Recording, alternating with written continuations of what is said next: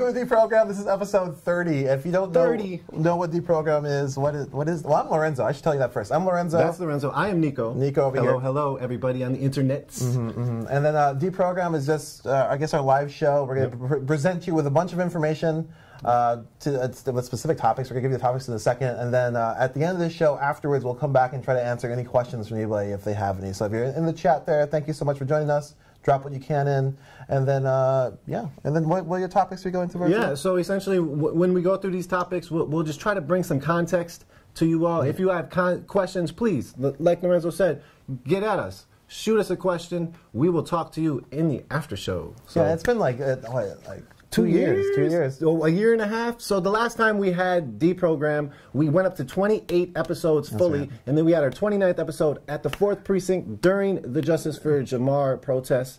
And it was an undertaking. I think we probably could pull it off now. At that time, we were definitely trying to pull off some magic. Yeah. And also, if you want to see some comedy, please go back and watch Deprogram. We were definitely learning, and things definitely fell apart sometimes, and you saw a lot of this. I'm trying to fix things. So anyways, this is Deprogram episode 30. 30. Season 2. And I think Nico's going to kick it off. What do you got coming? Yep. So we got a lot of stories here. A lot of them having to do with police murders and police terrorism and also other forms of terrorism. And so we're going to start it off here in Minnesota, in Crystal, Minnesota. Actually, there's a protest ongoing right as we speak at the moment here in Crystal, Minnesota, which is a northwestern suburb of Minneapolis. And so we're going to start with Khalil Thompson. Last Wednesday, neighbors called 911 to report a man with a gun in the northwest suburb of Minneapolis, like I was saying, and 4 Crystal police officers approached this 18-year-old Khalil Thompson, who you see pictured. He was walking around with an airsoft pistol and having a mental crisis. He had been recently diagnosed with paranoid schizophrenia, and the police unleashed a barrage of bullets at him, striking him in the head and the abdomen, over 18 shots. He has since had a kidney removed and is continually undergoing surgeries from his injuries. And furthermore, the night before, the family of Khalil was calling 911 because he was going through an episode, because he was having a tough time, and they were seeking resources, and 911 was not able to give them any resources. And so the next day, literally less than 12 hours, Khalil was shot at over 18 times by 4 police officers. That's in Crystal. That's Khalil Thompson. There is a protest right now ongoing about him, and this brings up very, very similar story of Tamir Rice. Tamir Rice, I don't know if you all remember, but it was late 2014. He was murdered by Cleveland police when he was holding a toy gun. Very similar, very similar story to Khalil. He had a toy gun. Tamir's killer, Timothy Lehman, forgive me if I mispronounced that last name, he was never charged with a crime for the murder, but he was recently fired from his post as a police officer. And so Cleveland police say, specifically their chief, he says, which you can see pictured right here, Cleveland police say that the firing was because of inaccurate details on his job application. And so it wasn't having anything to do with the murder of Tamir Rice. It was his job application. And so, but now he is fired, and so we just wanted to bring in the similarities, bring a little bit more reality to the situation. Yeah. And I want to say, too, if you haven't seen the Khalil video, take a look. I watched it. I couldn't understand. It was like a barrage of gunfire is true. There was multiple. It's just boom, one after the other for an extended period of time. They were shooting at this person. So. Yeah, and so he's luckily alive, and so he's living. Tamir Rice is not living. The killer is, and now he got fired. And so we're going to go on to more police news. Falando Castile. If you all are not familiar with that case, it was last year in St. Paul, or Falcon Heights, which was very, very, very close suburb of St. Paul. A police officer from St. Anthony Police Department, Geronimo Yanez, murdered Philando Castile. In the trial for Falcon Heights, I said St. Anthony. Falcon Heights police officer Geronimo Yanez has started this week. And it started with jury selection. So, every trial starts with jury selection. And so far, they had 50 potential jurors. Long list. And so far, 5 jurors are selected to the next round. So that's 5 out of the 50. They go through a lot of questioning and whatnot. And according to the local news reporter, Lou Ragusi from KARE 11, one of the potential jurors was excused from the jury pool after prosecutors found pro law enforcement posts on their Facebook page. So they're in the middle of doing jury duty or jury questioning. They're trying to see who's fit for jury. And the prosecutors are actually going through people's Facebook pages. And they're bringing that up into court. And they're bringing up the specific ideas that people are talking about on Facebook. So that's very, very striking and interesting. I wanted to bring that into focus. Yanez is charged with second-degree manslaughter and endangering Philando's girlfriend and her child. So he's charged with a multitude of crimes. The trial is starting this week. There's a lot going on with that trial. Stay tuned, and stay tuned, because a lot of things are happening with that trial. And so that's Philando Castile. That's back to Minnesota. And now we're going to go out to the West Coast. And we're talking about some, like, sort of police terrorism, as some people call it. And now we're going to sort of talk about some fascist terrorism. A lot of talk has been going on around this. We have Jeremy Christian.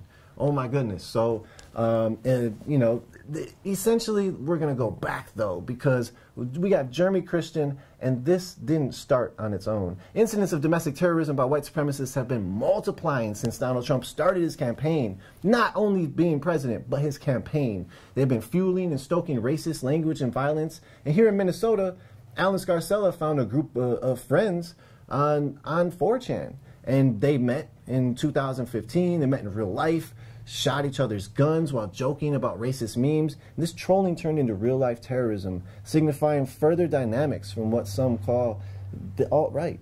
And so now we bring it back to a couple days ago. Jeremy Christian, he took another violent terrorism. He took that violent terrorism another step. And finished what Scarcella didn't. Scarcella didn't kill anybody. He shot 5 people at a precinct protest, but he didn't kill anybody. If you want to know more about the Scarcella, check into our website. We have a 10-part series on the whole trial, and so check that out. But Jeremy Christian, he killed 2 people the other day on a train who were attempting to calm him down from a racist tirade directed at 2 young women that he suspected were Muslim. And so Christian slit 3 people's throats. And he didn't just stab them. A lot of the news reports are saying they stabbed them. But he slit their throats. And he killed 2 of the folks. One of the persons still lives. He had court the other day, and we actually wanted to bring in you know, his video from that court appearance and show you all some of what he's saying. And so check out this video. 4039 from the Metropolitan. Free speech or die, Portland. You got no safe place. This is America. Get out if you don't like free speech. Death to the enemies of America. Leave this country if you hate our freedom. Death to Antifa. You call it terrorism, I call it patriotism. You hear me? Die.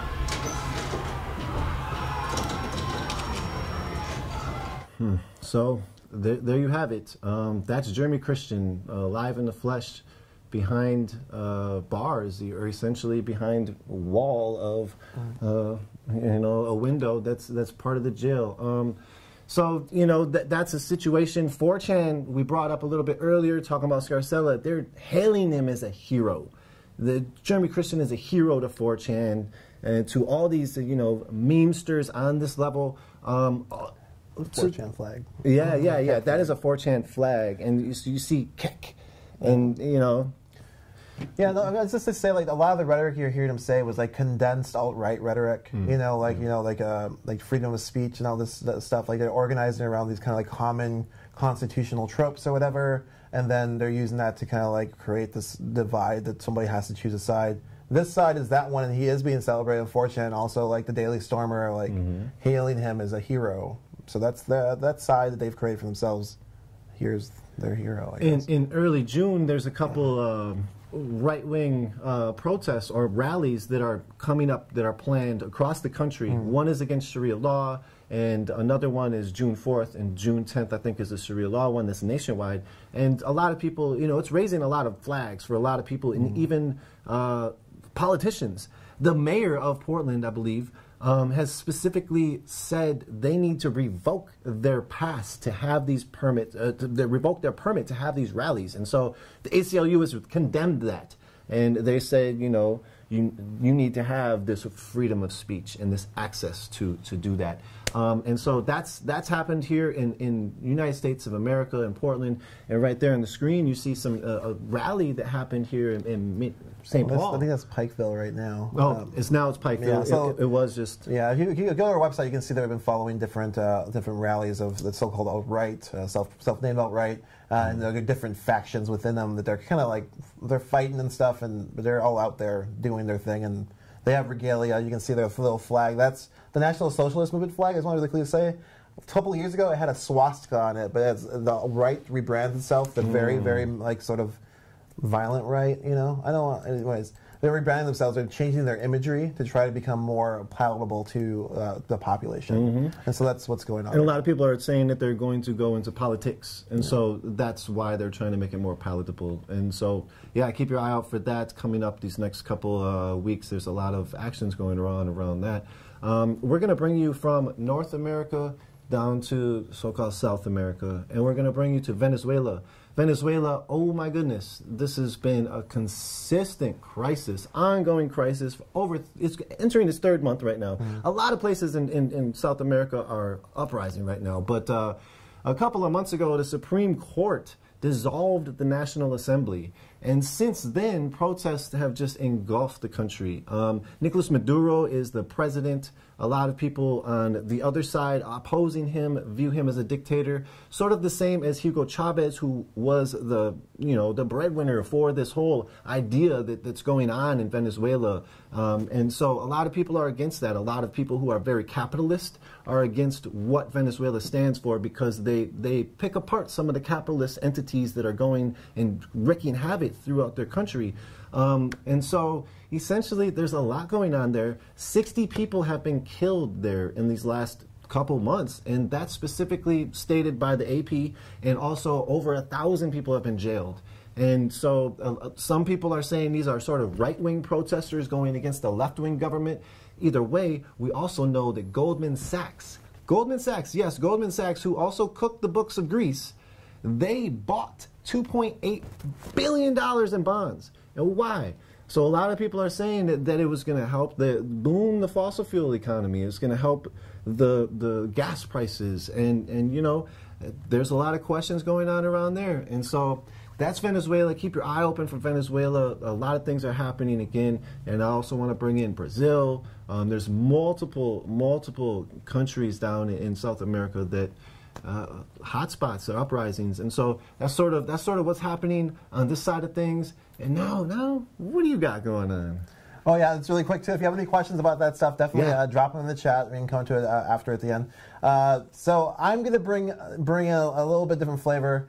This section is called Climate Chaos and some good news. Some good news. There's some good news at the end. We're going to have to get there, though. So first of all, Trump recently announced he plans to pull the United States out of the Paris Accords, the Paris Climate Accords. If you don't know what those are, it was the 21st United Nations Climate Change Conference. It happened in Paris in 2015.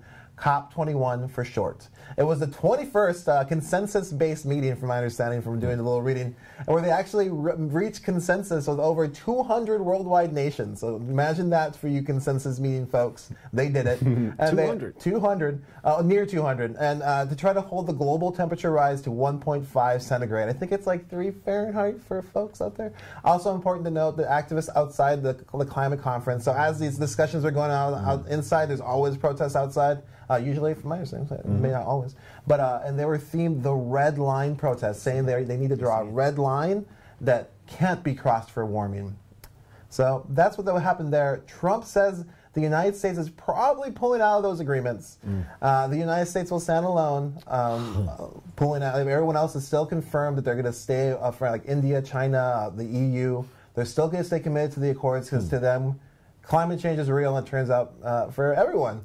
It's real. So what these accords are trying to address, and here's the thing for you. Some scientists are saying, and they're starting to fear, that Antarctica's ice sheets are entering an unstoppable disintegration. So because it's warming, they're entering this unstoppable disintegration. That is a quote from journalists from the New York Times who followed a team from Columbia University that's part of a $25 million study between the British and U.S. teams to study the Antarctic ice sheets.